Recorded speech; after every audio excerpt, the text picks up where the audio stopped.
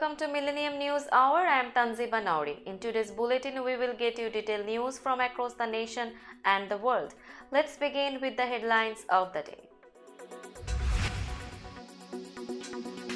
Student loan forgiveness application website goes live.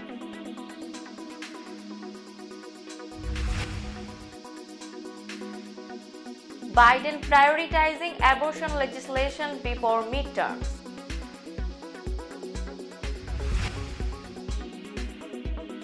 Former President Obama, Michelle Obama in Chicago to vote.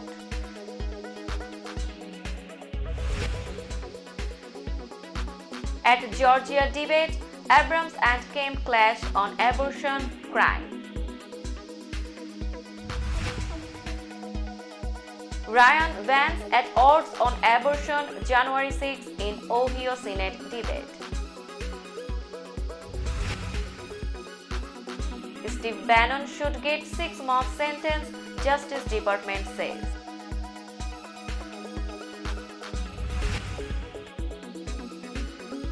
First Lady Jill Biden talks cancer prevention on Newsmax.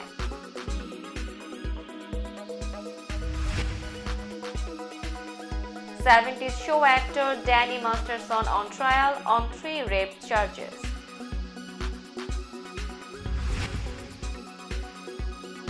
Astronaut James McDavid, Apollo 9 commander, dies at 93.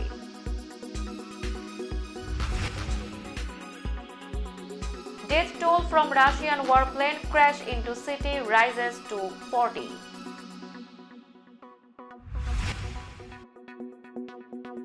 Missiles, exploding drones again hit Ukraine's power water.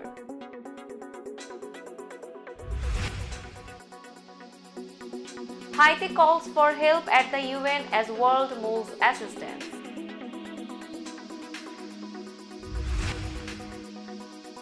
UK PM trusts battles to stay in power after tax reforms trashed.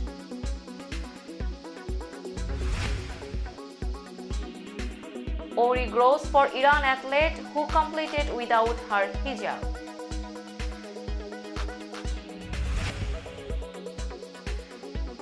Karim Benzema and Alexia Putellas win Ballon d'Or award.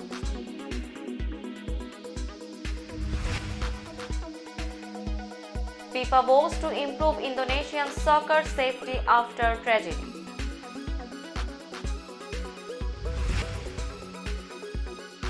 And Neymar testifies in fraud trial over Barcelona transfer.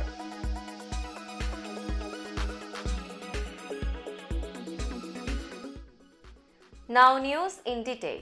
President Joe Biden on Monday officially kicked off the application process for his student debt cancellation program and announced that 8 million borrowers had already applied for loan relief during the federal government's soft launch period over the weekend. He encouraged the tens of millions eligible for potential relief to visit studentaid.gov and touted the application form that the president said would take less than 5 minutes to complete. An early beta launch version of the online form released late Friday handled the early stream of applications without a glitch or any difficulty, Biden said.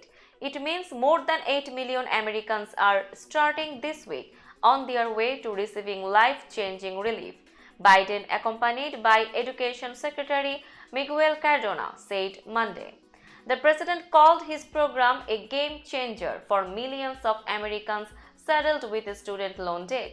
Biden's plan calls for $10,000 in federal student debt cancellation for those with incomes below $125,000 a year or households that make less than $250,000 a year.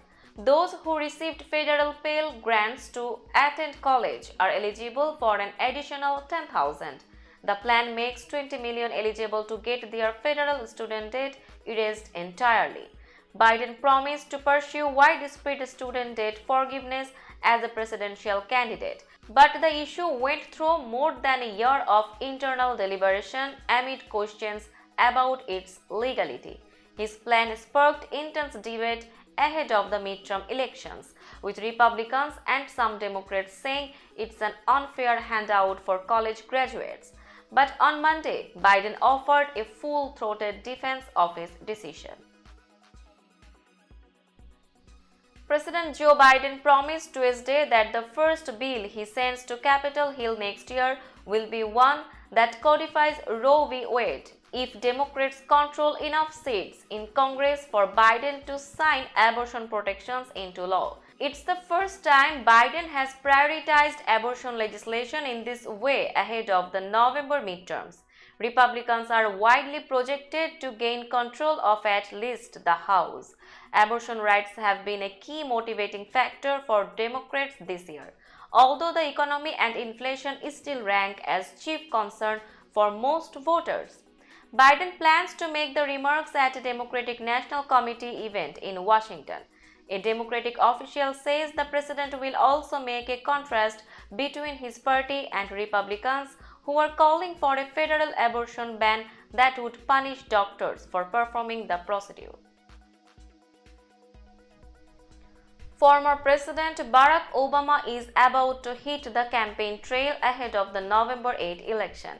But he came home Monday with the former First Lady to vote. The two came to Chicago to vote in the city where Michelle Obama was born and raised and where the former president began his political career, first working as a community organizer before he was elected as a state senator, a U.S. senator, and ultimately president. They arrived at the Chicago Board of Elections super site in downtown Chicago shortly after 12:30 p.m. They chatted with poll workers, shook hands, voted, and then left. The former president said he missed the old punch-style ballots, joking that they were a way to get out some aggression, some frustrations. The former president is scheduled to be in Atlanta on October 28 to campaign on behalf of Stacey Abrams, the Democrat running for governor of Georgia against Republican Governor Brian Kemp. After that, he plans to campaign in Michigan and Wisconsin on behalf of Democrats running for governor, senator, and down the ballot. Republican Georgia Governor Brian Kemp and Democratic challenger Stacey Abrams painted different visions for the future of Georgia, clashing on the economy, crime, voting, and education as they debated Monday night after more than 100,000 Georgians swarmed to the polls of the first day of early voting. Kemp issued perhaps his clearest commitment yet that he won't pursue any new restrictions on abortion or birth control, clarifying his position on an issue he has sometimes avoided as he seeks a second term. Abrams, pushing uphill to unseat the incumbent 4 years after she narrowly lost to Kemp, told voters his record of accomplishments was scant. Kemp, though, reminded voters that he had delivered billions in tax relief and rebates to millions of Georgians, crediting his decision to reopen Georgia's economy amid the pandemic for the state's financial strength and repeatedly blaming Democrats for economic difficulties. Abrams has criticized the Republican incumbent as an extremist on abortion, leaving him trapped between moderates who want more permissive abortion laws and activists who want the governor to completely ban abortion or restrict Plan B, an over-the-counter contraceptive that can prevent pregnancy even after an egg is fertilized. The debate question came after Kemp was captured on tape by a voter pressing Kemp to commit to more restrictions. Kemp sought to quell concerns. "That's not my desire to push any new abortion or birth control legislation," he said. Libertarian Shane Hazel, who was also on the debate stage, interrupted the other candidates several times to get his point across because he wasn't asked as many questions. Democratic U.S. Representative Tim Ryan and Republican J.D. Vance deflected accusations of being political lapdogs to their parties Monday, as they met in a heated second debate for Ohio's open U.S. Senate seat. Vance used the face-off hosted by Youngstown's WFMJ TV to push back against a bit of Ryan name-calling from their first debate last week. Ryan said he stood up to his own party when he once challenged Pelosi for the speakership and has also supported bipartisan bills alongside retiring GOP Sen. Rob Portman, who has endorsed Vance to take over his seat. To questions on immigration, police violence, and opioid addiction, Vance returned frequently to the topic of the US border with Mexico, which he said Democrats like Ryan have done too little to protect. Ryan said he has disagreed with Biden on relaxing certain border regulations and started the Border Technology Caucus to explore how to use technology to keep the boundary secure. He said it would be a big mistake to send Vance to Washington given the record of his anti-addiction nonprofit. The Justice Department declared Monday that Steve Bannon should serve 6 months behind bars and pay a $200,000 fine for defying a congressional subpoena from the House committee investigating the January 6 insurrection at the U.S. Capitol. Convicted last summer, the longtime ally of former President Donald Trump should get a hefty sentence because he pursued a bad faith strategy of defiance and contempt, and he publicly disparaged the committee itself, undermining the effort to get to the bottom of the violent attack and keep anything like it from happening again. Federal attorneys wrote, he has not yet provided any documents or answered any questions, they said. The rioters who overran the Capitol on January 6 did not just attack a building, they assaulted the rule of law upon which this country was built and through which it endures, federal attorneys wrote in court documents. By flouting the Select Committee's subpoena and its authority, the defendant exacerbated that assault. The Justice Department statement comes after the committee took the extraordinary step last week to subpoena Trump himself, something panel members said was necessary to get the full story of what happened during and before last year's attack. It's unclear how Trump will respond to the summons. Refusal to comply could open up a similar path in court, though holding a former president in contempt would be an unprecedented and fraught process. First Lady Jill Biden took her husband's unity agenda to an unlikely venue on Monday when conservative cable station Newsmax aired an interview with her about cancer research. Curing cancer is a central goal for President Joe Biden, whose eldest son, Beau, died from a brain tumor 7 years ago. Last month, he urged Americans to embrace a moonshot initiative to reduce deaths, one of several objectives that he hopes crosses party lines in today's divisive political environment. It's not a red issue, a blue issue, the First Lady told Newsmax. Cancer affects every American. It was a friendly conversation on a channel that's better known for its excoriations of the president and his fellow Democrats. Newsmax is also facing a lawsuit for broadcasting false claims about voter manipulation. The channel has denied wrongdoing. The interview was conducted by Nancy Brinker, who hosts a show on the cable channel and founded the breast cancer organization Susan G. Komen for the Cure. The organization is named for Brinker's sister who died of cancer. Danny Masterson, former star of the long-running sitcom That's 70s Show, is about to face 3 women in court who say he raped them 2 decades ago at a trial, whose key figures are all current or former members of the Church of Scientology. Masterson is charged with raping the women between 2001 and 2003 in his home, which functioned as a social hub when he was at the height of his fame. Masterson has pleaded not guilty to the charges. One of the women had been Masterson's longtime girlfriend, another was a longtime friend, and the third a newer acquaintance. All 3 were members of the Church of Scientology, as Masterson still is. All 3 accusers have since left, and they said the church's insistence that it deal internally with problems between members made them hesitant at first to go to authorities. James A. McDavid, who commanded the Apollo 9 mission testing the first complete set of equipment to go to the moon, has died. He was 93. McDavid was also the commander of 1965's Gemini 4 mission, where his best friend and colleague Ed White made the first US spacewalk. His photographs of White during the spacewalk became iconic images. He passed on his chance to land on the moon and instead became the space agency's program manager for 5 Apollo missions after the Apollo 11 moon landing. McDavid died Thursday in Tucson, Arizona, NASA said Monday. In his first flight in 1965, McDavid reported seeing something out there about the shape of a beer can flying outside his Gemini spaceship. People called it a UFO, and McDavid would later joke that he became a world-renowned UFO expert. Years later, he figured it was just a reflection of bolts in the window.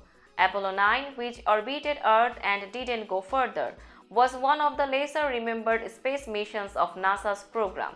In a 1999 oral history, McDavid said it didn't bother him that it was overlooked. "I could see why they would. You know, it didn't land on the moon, and so it's hardly part of Apollo. But the lunar module was key to the whole program," he said. Now it's time for global updates. The death toll from the crash of a Russian warplane into a Russian city rose to 14 on Tuesday, including 3 people who died when they jumped from a 9-story apartment building to escape a massive blaze, authorities said. A Su-34 bomber came down Monday in the Sea of Azov port city of Yeysk after one of its engines caught fire during takeoff for a training mission, the Russian Defense Ministry said. It said both crew members bailed out safely, but the plane crashed into a residential area, igniting a huge fire as tons of fuel exploded on impact. After hours of combing through the charred debris, authorities said 14 people, including 3 children, were found dead. Another 19 were hospitalized with injuries. Yeysk, a city of 90,000, is home to a big Russian airbase. The Su-34 is a supersonic twin-engine bomber equipped with sophisticated sensors and weapons that has been a key strike component of the Russian Air Force. The aircraft has seen wide use during the war in Syria and the fighting in Ukraine. Airstrikes cut power and water supplies in a repeatedly bombed Ukrainian city and pounded critical energy facilities elsewhere on Tuesday, part of what Ukraine's president denounced as a quickening Russian campaign to drive Ukrainians into the cold and dark and making peace talks impossible. President Vladimir Zelensky said nearly 1/3 of Ukraine's power stations have been destroyed in the past week, causing massive blackouts across the country. "No space left for negotiations with Putin's regime," he tweeted. The campaign of strikes using missiles, drones and other weaponry has opened a new phase in Russian President Vladimir Putin's nearly 8-month invasion as winter begins to bite. Even far from battlefields, water, heating and power are no longer certainties, with daily strikes reaching far into the country to slam utilities, sometimes faster than they can be repaired. The latest city to lose power and water was Zhytomyr, home to military bases, industries, leafy boulevards, and about 250,000 people, some 140 kilometers west of the capital, Kiev. City and regional officials said hospitals in Zhytomyr had to run on backup power after a double missile strike Tuesday targeted an energy facility and that other settlements in the area also lost electricity. The United States and Mexico said Monday they are preparing a UN resolution that would authorize an international mission to help improve security in Haiti, whose government issued a distress call for the people of the crisis-wrecked nation. U.S. Ambassador Linda Thomas-Greenfield made the announcement at an emergency meeting of the UN Security Council as thousands across Haiti organized protests demanding the resignation of Prime Minister Ariel Henry. The demonstrations came on the day the country commemorated the death of Jean-Jacques Dessalines, a slave who became the leader of the world's first black republic. The US ambassador said the proposed non-UN mission would be limited in time and scope and be led by a partner country that was not named with the deep necessary experience required for such an effort to be effective. It would have a mandate to use military force if necessary. She said the resolution being worked on is a direct response to a request on October 7 by Prime Minister Henry and the Haitian Council of Ministers for international assistance to help restore security and alleviate the humanitarian crisis. It reflects one option in a letter from UN Secretary General Antonio Guterres to the Council on October 9 that called for deployment of a rapid action force by one or several UN member states to help Haiti's national police. British Prime Minister Liz Truss on Tuesday battled to stabilize her position after an economic crash forced her into humiliating U-turns on tax reforms, putting her future as leader in doubt. It's hard to conceive of a more serious political and economic crisis in recent times than that which Britain now faces, right-wing broadsheet The Daily Telegraph wrote in an editorial. The paper, which previously supported Truss, wrote that she faced the ignominy of becoming the country's second shortest-serving prime minister in history, unless her own MPs gave her breathing space. Truss on Tuesday was to meet her cabinet and attempt to rally support among Conservative MPs, some of whom have publicly said she has no future as Prime Minister.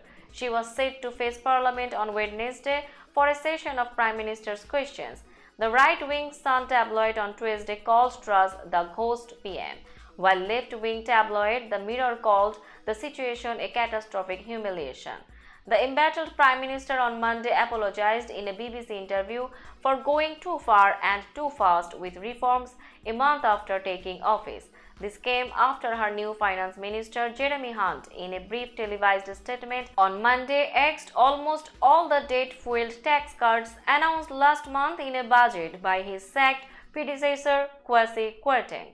Hunt told Parliament that he and Truss agreed yesterday to reverse almost all the tax measures announced in the growth plan 3 weeks ago, flanked by a grim-faced Truss. The announcement came as Truss's governing Conservative Party tanked in the opinion polls amid the reversals and Britain's worsening cost of living crisis.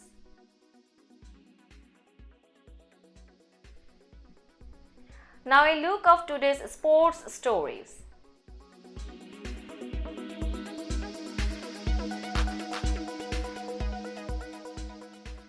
An Iranian competitive climber left South Korea on Tuesday after competing at an event in which she climbed without her nation's mandatory headscarf covering, authorities said.